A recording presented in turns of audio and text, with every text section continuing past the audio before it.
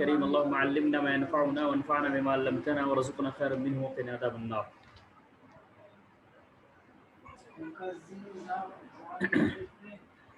اس سے پہلے والے درس میں بیر بضاعہ سے متعلق گفتگو ہوئی تھی اور جس کے بارے میں یعنی خلاصے کے طور پر جو بات عرض کی گئی تھی وہ یہی تھی کہ حدیث کے اندر جو الفاظ وارد ہوئے ہیں بیر بضاعہ کے تعارف کے تعلق سے وہ الفاظ جو ہے وہ بالکل صحیح طور پر ان کے جو معانی ہے ان کا انطباق نہیں ہو سکتا، کیونکہ ایک تو یہ کہا گیا ہے کہ اس میں باقاعدہ جو ہے وہ گندگیاں ڈالی جاتی تھیں،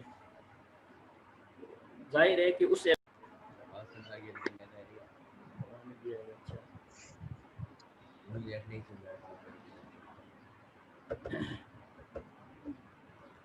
جی ہاں، تو اس سے یہ معلوم ہوتا ہے. جی ہاں، آواز آ رہی ہے؟ ہیلو مولانا. ارے آواز جا رہی ہے مولانا، آپ ہمیں سن پا رہے ہیں؟ الرحمن الرحیم. ہم یہ عرض کر رہے تھے کہ بیر بضاعہ کے بارے میں جو باتیں کہی گئی ہیں احادیث کے اندر جو الفاظ وارد ہوئے ہیں، ظاہر ہے کہ ان الفاظ کی جو ظاہری مفاہیم ہیں یا ظاہری جو معانی ہیں ان کا لینا ممکن نہیں ہے، کیونکہ پھر ایسی صورت میں وہ بیر بضاعہ جو ہے بالکل ناقابل استعمال بن کر کے رہ جائے گا. اس لیے احناف نے اس کی جو توجیہ کی ہے وہ توجیہ زیادہ یعنی قابل قبول لگ رہی ہے اور زیادہ قرین قیاس لگ رہی ہے. اس دن ہم نے بتایا تھا کہ احناف نے اس کی توجیہ یہ کی تھی کہ باقاعدہ جو ہے بیر بضاعہ کے اندر یہ ساری چیزیں ڈالی نہیں جاتی تھی، بلکہ اس کنویں کا جو محل وقوع تھا وہ کچھ اس طرح سے تھا کہ وہ نشیبی علاقے میں تھا اور اوپر کی طرف جو ہے وہ بستیاں آباد تھیں. برسات کے موسم میں جب بارش زیادہ ہوتی تھی تو ادھر سے پانی کا ایک ریلا آتا تھا اور کنویں کے اوپر سے گزرتا تھا، اور صحابہ کرام کو یہ تشویش ہوئی کہ ظاہر ہے کہ جب محلے کی آبادی سے ہو کر کے یہ پانی گزر رہا ہے تو ممکن ہے کہ محلے کی جو گندگیاں ہوتی ہیں اور بھی جو ادھر ادھر کی چیزیں ہوتی ہیں وہ سب کنویں کے اندر پڑ جائیں گی. پڑتی نہیں تھی، باقاعدہ کسی نے پڑتے ہوئے دیکھا نہیں تھا، بلکہ یہ ایک وسوسہ تھا، ایک خلجان تھا. اس خلجان کی وجہ سے ان لوگوں نے اللہ کے رسول صلی اللہ علیہ وسلم سے مسئلہ دریافت کیا. اللہ کے رسول صلی اللہ علیہ وسلم نے دفیع خلجان کی خاطر، اس وسوسے کو دور کرنے کی خاطر یہ جملہ ارشاد فرمایا کہ ان الماء طہور لا ينجسه شیء، کہ یہ جو پانی ہے، الف لام یہاں پر جو ہے وہ عہد کا ہے کہ جس پانی کے بارے میں تم معلوم کر رہے ہو، یعنی جملہ پانی نہیں بلکہ یہ جو پانی ہے بیر بضاعہ کا، اس کے بارے میں جو تم پوچھ رہے ہو یہ پاک ہے بھی اور پاک کرنے والا بھی ہے. لا ينجسه شیء ای لا ينجسه شیء مما تتوہمون. اصل عبارت کیا ہے؟ لا ينجسه شیء مما تتوہمون، کہ جو آپ کو وہم ہو رہا ہے، جو آپ کو یہ خیال یا آپ کے ذہن کے اندر یہ وسوسہ پیدا ہو رہا ہے کہ اس کے اندر گندگی پڑ جاتی ہوگی، اس وسوسے کی وجہ سے وہ پانی نجس نہیں ہو پائے گا. اب تھوڑا سا یہ تو حدیث کے تعلق سے جو مفہوم تھا وہ ہے، لیکن ہم نے عرض کیا تھا کہ امام مالک رحمۃ اللہ علیہ نے اسی کو اپنا مستدل بناتے ہوئے یہ بات کہی ہے کہ اگر پانی جو ہے وہ جب تک اس کے اوصاف ثلاثہ میں سے کسی کی تبدیلی نہ ہو جائے اس وقت تک پانی نجس نہیں ہوتا ہے. تھوڑا سا روایت دیکھیے. وبه قال حدثنا حناد والحسن بن علي الخلال وغير واحد. امام ترمذی رحمۃ اللہ علیہ کے جو اساتذہ ہیں وہ دو ہیں، حناد راہب الکوفہ اور دوسرے حسن ابن علی الخلال. ان دونوں کا تو انہوں نے نام لیا، اس کے بعد کا وغیر واحد، اور ان کے علاوہ اور بھی کئی اساتذہ ہیں جن سے امام ترمذی رحمۃ اللہ علیہ نے یہ روایت دی ہے. قالوا حدثنا ابو اسامہ، یہ سارے حضرات کہتے ہیں کہ ابو اسامہ نے ان سے بیان کیا. وہ نقل کرتے ہیں ابو اسامہ عن الولید ابن کثیر. تھوڑا سا ولید ابن کثیر پر رکیے. یہ ولید ابن کثیر جو راوی ہیں ان کے بارے میں محدثین کا خیال یہ ہے کہ یہ ضعیف راوی ہیں، اور بعض لوگوں نے ان کے فرقہ اباضیہ سے تعلق رکھنے کا ان کے اوپر الزام لگایا ہے. یعنی ایک فرقہ ہے شیعوں کا، بہت متشدد فرقہ مانا جاتا ہے، فرقہ اباضیہ، تو اس سے جو ہے ان کا تعلق ہے. لیکن سچی بات یہ ہے کہ کوئی بھی محدث یا کوئی بھی راوی اگر وہ عقیدے کے اعتبار سے کسی بھی مسلک سے یا کسی بھی مذہب سے تعلق رکھتا ہو، اس کا کسی دوسرے مذہب سے تعلق رکھنا یہ اس کے لیے تضعیف کا باعث نہیں ہو سکتا، جب تک کہ جس روایت کو وہ نقل کر رہا ہے وہ روایت اس کے عقیدے کی تائید میں نہ ہو. جیسے آپ دیکھتے ہیں کہ بہت سارے روات ہیں جو کہ کچھ ان میں سے جو ہے وہ کسی کے بارے میں الزام لگایا گیا کہ یہ قدریہ ہے، کسی کے بارے میں الزام لگایا گیا کہ یہ خوارج میں سے ہے، یا اس طرح کے الزامات لگائے گئے، لیکن صرف انہی الزامات کی بنیاد پر ان کی روایات کو جو ہے وہ ناقابل قبول نہیں قرار دیا گیا ہے. تو اس لیے ولید ابن کثیر کے بارے میں جو یعنی معتدل رائے ہے وہ یہ ہے کہ یہ بہت ضعیف تو نہیں لیکن ہاں حسن درجے کے راوی ہے. صحیح بھی راوی نہیں، صحیح درجے کے بھی راوی نہیں ہے، زیادہ سے زیادہ جو ہے یہ حسن درجے کے راوی ہو سکتے ہیں. ارے بات سمجھ میں آ رہی ہے؟ جی مولانا بالکل. جی ہاں. اگر وہ کوئی بھی روایت کرے جو اس کی مذہب کی تائید عقیدے کی تائید میں ہو تو پھر وہ روایت قابل تو قبول، وہ راوی کی قابل قبول نہیں، یا وہ صرف وہ روایت، وہ روایت اس کے علاوہ جو ہے چلے گی روایت. اب اس کے بعد وہ نقل کرتے ہیں محمد ابن کعب القرظی سے. یہ محمد ابن کعب القرظی جی جو ہے وہ بہت مشہور، بعض لوگوں نے یہ کہا کہ اللہ کے رسول صلی اللہ علیہ وسلم کے زمانے میں ہی یہ پیدا ہو گئے تھے، اور بعض لوگوں نے یہ کہا کہ اللہ کے رسول صلی اللہ علیہ وسلم کے زمانے کے کچھ بعد جو ہے وہ ان کی پیدائش ہوئی ہے.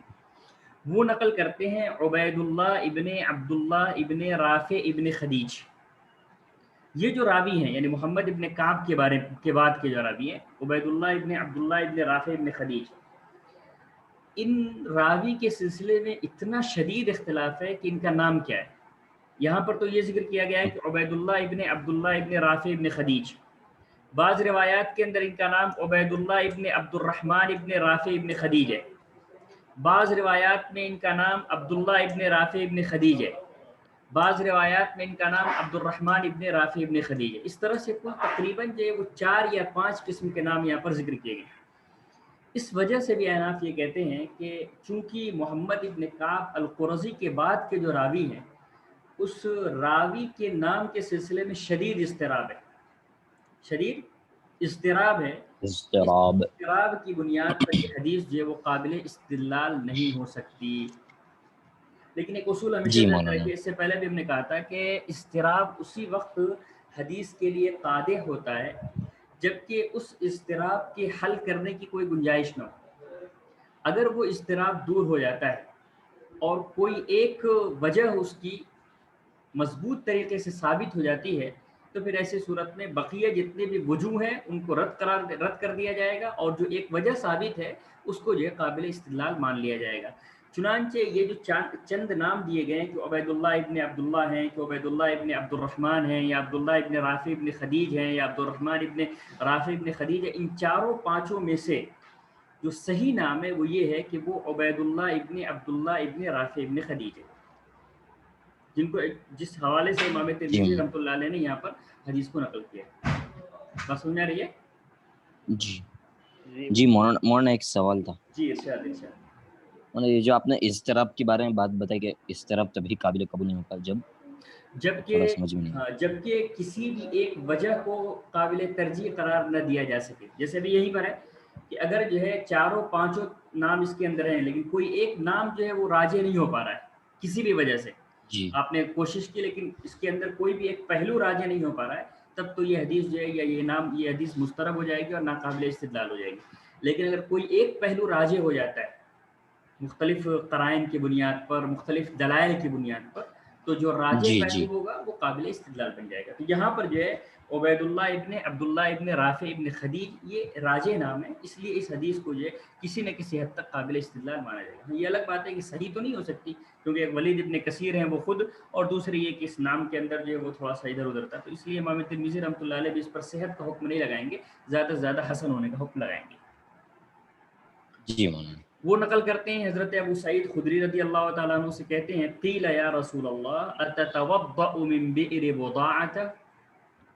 ابو سعید خدری رضی اللہ تعالیٰ عنہ سے منقول ہے کہ اللہ کے رسول صلی اللہ علیہ وسلم سے عرض کیا گیا کہ اللہ کے رسول صلی اللہ علیہ وسلم کیا آپ بئر بضاعہ سے وضو فرماتے ہیں؟ یہاں جو ہمارے پاس جو نسخہ ہے اس میں تو تتوضأ کا لفظ ہے، ورنہ جو ہندوستانی نسخہ ترمذی کا ہے جو باقاعدہ جس کتاب میں ہم لوگ ترمذی پڑھتے ہیں وہاں پر نتوضأ ہے، وہاں پر جمع متکلم کا صیغہ ہے. لیکن تقریباً تمام لوگوں نے یہ کہا ہے کہ تتوضأ یہ یعنی مذکر حاضر کا جو صیغہ ہے یہ زیادہ راجح ہے، زیادہ بہتر. اسی لیے ہم کو لگ رہا ہے کہ اس نسخے کے جو محقق ہیں انہوں نے جو اس کو تتوضؤ کے ذریعے سے ہی روایت کیا ہے، نتوضؤ کے ذریعے سے روایت نہیں ہے۔ گویا کہ ایک مسئلہ پوچھا جا رہا ہے کہ اتتوضؤ من بئر بضاعۃ، کہ حضور کیا آپ جو ہے بئر بضاعہ سے آپ وضو فرما رہے ہیں؟ پوچھنے والے کو ایک استعجاب ہوا، ایک حیرت ہوئی۔ مزید انہوں نے اس کی وضاحت کی، وَهِيَ بِئْرٌ يُلْقَى فِيهَا الْحِيَضُ وَلُحُومُ الْكِلَابِ وَالنَّتْنُ، حالانکہ یہ ایک ایسا کنواں ہے، یلقا فیہ الحیض، حیضۃ کی جمع حیض، جی حیضۃ کی جمع حیض کے معنی وہ کپڑا جو خاص موقع پر خواتین جو استعمال کرتی ہیں۔ تو فرمایا کہ جی مولانا گندگی والا کپڑا جو ہے اس کے اندر ڈالا جاتا ہے، وَلُحُومُ الْكِلَابِ، اور مردار کتوں کے گوشت ڈالے جاتے ہیں اس میں،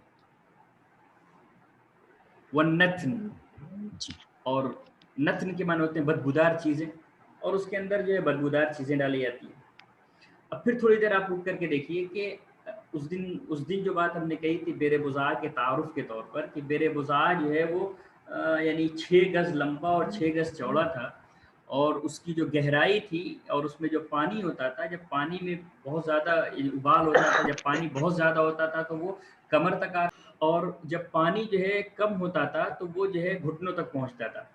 تو اب خود تصور کیجئے کہ اگر کوئی ایسا کنواں ہو جس میں یہ حال ہو کہ پانی کی کثرت کی بنیاد پر اس میں جو ہے وہ کمر تک پانی ہو، اور کم ہونے کی بنیاد پر جو ہے وہ گھٹنوں تک پانی ہو، اور اس میں جو ہے یہ تمام چیزیں ڈالی جاتی ہوں، تو امام مالک رحمۃ اللہ علیہ کے مسلک کے مطابق بھی وہ کنواں اس لائق نہیں بچے گا کہ اس کے پانی کو استعمال کیا جا سکے، کیونکہ اوصاف ثلاثہ میں سے کسی نہ کسی کا بدلنا بالکل لازمی ہے۔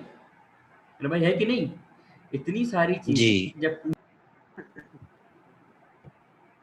ہیلو ہاں ہلو، آواز آ رہی ہے؟ جی مولانا جی مولانا جی ہاں، تو ہم یہ کہہ رہے ہیں کہ جب اتنی ساری چیزیں جو ہے اس کنویں کے اندر ڈالی جائیں گی تو پھر تو امام مالک رحمۃ اللہ علیہ کے مسلک کے اعتبار سے بھی وہ قابل استعمال نہیں ہوگا۔ تو اس کا مطلب یہ ہے کہ یہ جی مولانا ساری چیزیں جو ڈالی جانے والی ہیں، یا جن کے بارے میں یہ کہا گیا کہ ڈالی جاتی ہیں، یہ ڈالی جا نہیں رہی ہیں، بلکہ ان کے ڈالے جانے کا ایک وہم ہے، ایک گمان ہے، ایک خلجان ہے صرف۔ بات سمجھ میں آ رہی ہے؟ جی اسی لیے اللہ جی کے رسول مولانا صلی اللہ علیہ وسلم نے اسلوب حکیم کے طور پر جواب دیا کہ اللہ کے رسول صلی اللہ علیہ وسلم فرمایا ان الماء طہور لا ينجسه شیء، کہ آپ کو ایک وہم ہو رہا ہے کہ اس میں یہ ساری چیزیں ڈالی جاتی ہوں گی، حالانکہ ڈالی والی نہیں جا رہی ہیں۔ فرمایا کہ پانی جو ہے وہ خود بھی پاک ہوتا ہے اور پاک کرنے والا بھی ہوتا ہے، لا ينجسه شیء، اور ہم نے کہا تھا کہ شیء کے بعد جو مما تتوہمون کا جو ہے گویا کہ لفظ یہ محذوف ہے، اور مطلب یہ ہے کہ جو چیزیں تمہارے وہم کے اندر آ رہی ہیں، جن کے بارے میں تمہارا خیال ہے کہ وہ اس کنویں کے اندر ڈالی جا رہی ہیں، ان تمام چیزوں کے وہم کی وجہ سے پانی کے اندر کوئی نجاست نہیں ہوتی، پانی جو ہے وہ پاک رہتا ہے۔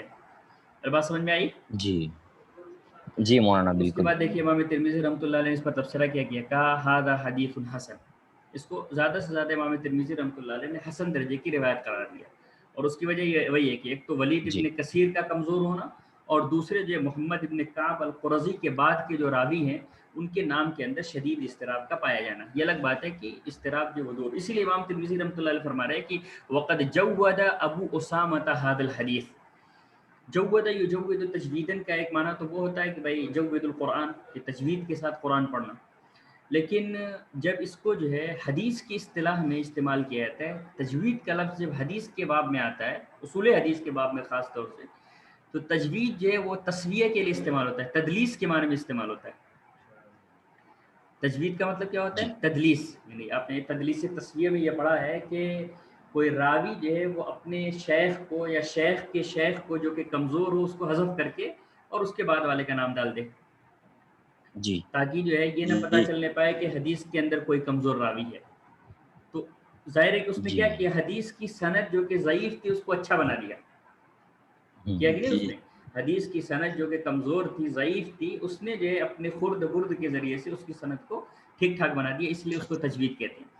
لیکن یہاں پر جودہ جو ہے یہ اس اصطلاحی مفہوم میں نہیں ہے، یہ ذہن میں رکھیے، ہم نے جو تجوید کا مفہوم بتایا ہے وہ اصول حدیث کی اصطلاح کے اعتبار سے ہے، لیکن یہاں پر امام ترمذی رحمۃ اللہ علیہ نے جودہ کا جو مفہوم لفظ استعمال کیا ہے، یہ اصول حدیث کی اصطلاح کے یا اصول حدیث کا اصطلاحی جو ہے جو لفظ ہے اس معنی میں استعمال نہیں کیا، بلکہ یہاں پر جودہ اپنے لغوی معنی میں، مطلب کیا ہے کہ ابو اسامہ نے اس روایت کو اچھے انداز سے بیان کیا. ابو اسامہ نے اس روایت کو اچھے انداز سے بیان کیا. میری بات سمجھ میں آ رہی ہے؟ جی مولانا. اور اچھے انداز سے بیان کیا ہے کا کیا مطلب ہے؟ اس کا مطلب یہی ہے کہ ابو اسامہ یعنی ولید ابن کثیر کے جو دیگر اور شاگرد ہیں انہوں نے محمد ابن کعب القرظی کے بعد کے جو راوی ہیں ان کے بارے میں بہت سارا اضطراب نقل کیا. کسی نے کچھ کہا ہے، کسی نے کچھ کہا ہے. ابو اسامہ یہ وہ راوی ہیں جنہوں نے محمد ابن کعب القرظی کے جو اوپر کے راوی ہیں جو ان کے استاد ہیں ان کا صحیح نام لیا، یعنی عبید اللہ ابن عبداللہ ابن رافع ابن خدیج نام لیا. یہ امام ترمذی رحمۃ اللہ علیہ بیان کرنا چاہ رہے ہیں. ارے بات سمجھ میں آ رہی ہے؟ اچھے سے جی بیان مولانا. کیا مطلب جو نام جو صحیح نام ہے اس کو انہوں نے بیان کیا. ابو اسامہ نے جو محمد ابن کعب القرظی کے بعد کے جو راوی ہیں ان کا جو صحیح نام ہے وہ انہوں نے بیان کیا. یہ مراد ہے. ارے جی سمجھ شریف میں آ رہی بات؟ جی مولانا. جی مولانا. تھوڑا سا اپنے ساتھیوں سے کہو کہ پھر سے جو اپنا ویڈیو تھوڑا چالو کر دیں ایک ایک کر کے.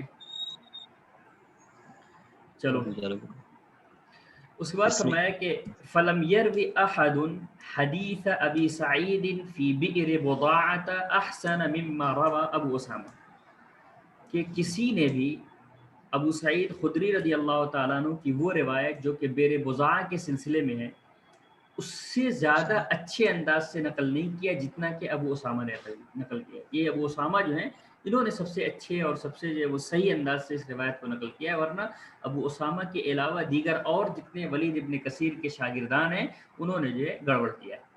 بات سمجھ میں آئی؟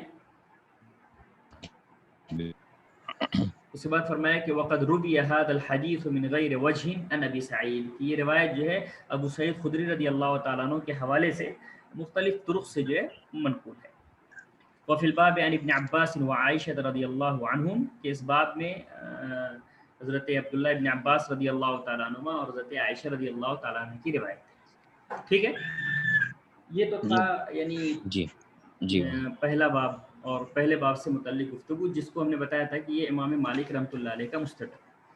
اب آئیے حدیث قلتین کو دیکھیے کیا کہہ رہے ہیں.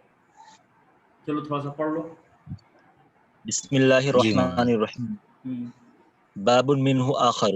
وبه قال حدثنا هناد قال حدثنا عبدة عن محمد بن إسحاق عن محمد بن جعفر بن الزبير عن عبيد الله بن عبد الله بن عمر رضي الله عنهم عن ابن عمر رضي الله عنهما قال سمعت رسول الله صلى الله عليه وسلم وهو يسأل عن الماء يكون في الفلاة من الأرض وما ينوبه من السباع والدواب قال فقال رسول الله صلى الله عليه وسلم إذا كان الماء قلتين لم يحمل الخبث.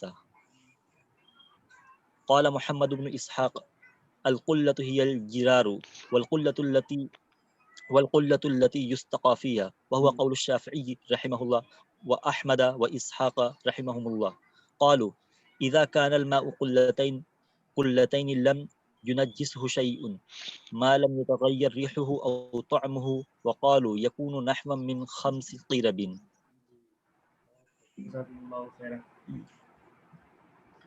جی بسم اللہ الرحمن الرحیم. بہت خوب، جزاک اللہ. باب منہ آخر. اب اس باب میں یعنی ایک دوسرا باب بیان کر رہے ہیں، باب باندھ رہے ہیں، اور یہ باب جو ہے امام شافعی رحمۃ اللہ علیہ اور امام احمد ابن حنبل رحمۃ اللہ علیہ کا مستدل ہے. تھوڑا سا جو ہے حدیث قلتین کو پہلے تھوڑا سا سمجھیے، پھر اس کے بعد جو ہم روایت میں جو کچھ باتیں بیان کی گئی ہیں وہ ہم بیان کریں گے.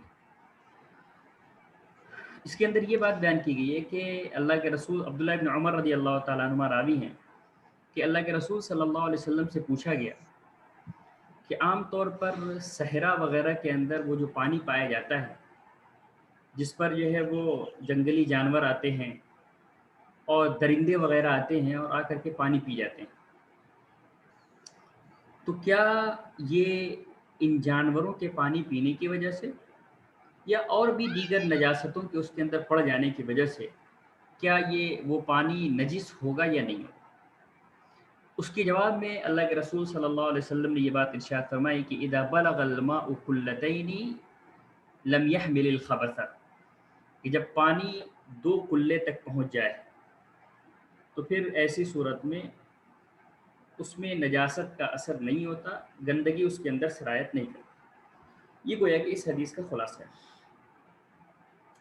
थोड़ा सा यहाँ पर ये समझिए कि अल्लाह के रसूल सल्लल्लाहु अलैहि वसल्लम ने ये बात जो इरशाद फरमाई है कि इज़ा बलगल माउ कुल्लतैन, क्या आपने ये बात मुतलकन हर किस्म के पानी के लिए इरशाद फरमाई है या किसी ख़ास किस्म के पानी के लिए आपने इरशाद फरमाया? एक सवाल ये, और इसी पर जो है किसी भी मसलक का दारोमदार होगा कि आपने जो ये बात इरशाद फरमाई कि इदा बलगल माउ कुल्लतैन, तो अल माउ का जो लफ्ज़ आपने इरशाद फरमाया, क्या ये अलिफ लाम जो है अहदे का अलिफ लाम ये जिन्स के लिए है या ये कि अहद के लिए? एक बात ये है। दूसरी बात ये है कि यहाँ पर जो कुल्लतैन का लफ्ज़ इस्तेमाल हुआ है, ये कुल्लतैन का लफ्ज़ किस मफ़हूम में, कुल्ला कहते किसको? जब तक हमें उसकी तहदीद नहीं मालूम होगी कुल्ला कहते किसको है, उस वक्त तक हम ये तय नहीं कर पाएंगे कि पानी की मिक़दार क्या होगी, है कि नहीं भाई? जब तक आपको जो उस पैमाने का इल्म ना हो जिस पैमाने को यहाँ पर अल्लाह के रसूल सल्लल्लाहु अलैहि वसल्लम ने बयान फरमाया है, उस वक्त तक आप ये पानी की मिक़दार को मुतय्यन नहीं कर पाएंगे। सबसे पहला जो सवाल था या पहली जो बात मैंने अर्ज़ की थी कि अलिफ लाम यानी